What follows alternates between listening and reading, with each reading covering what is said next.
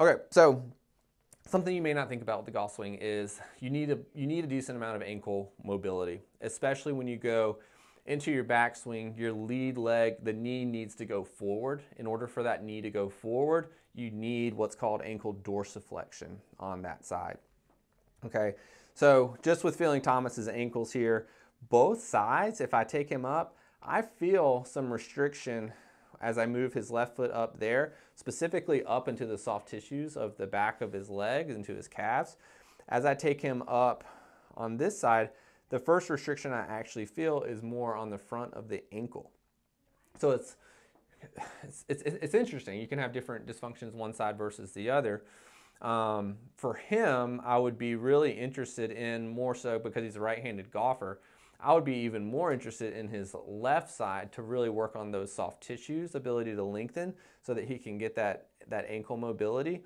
That would be the most limiting thing, but from an efficiency standpoint, I would be working on both. So with him, in order to improve his ankle dorsiflexion here, he gets to about 0 degrees there before he starts to bind up on the front of his ankle.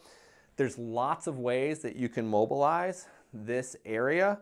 I'm going to show you just one option. So ideally what I would do first is kind of decompress this joint and then work on, this is called the talus' ability to drop down.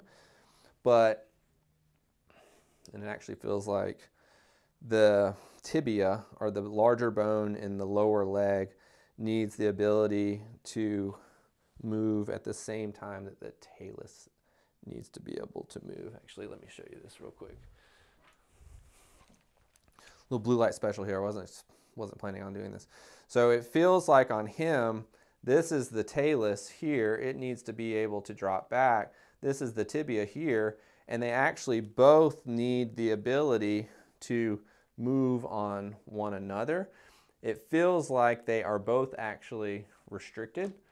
So I have one finger on that talus, or in that ankle mortise, and the other one on the tibia.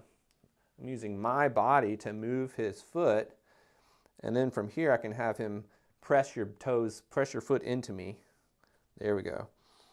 I know it's hard to see on the camera angle there, but essentially I'm working on both contact points and let it go. Because again, on this side, it feels like it's more of a joint restriction, whereas on this side, it was more of a soft tissue restriction, in which case I could work on it here, but most likely I would turn him over and work on it with him lying on his stomach. So just showing a couple of options of, when the ankle dorsiflexes, the joint needs to be able to move on the front, the soft tissues on the back need to be able to lengthen.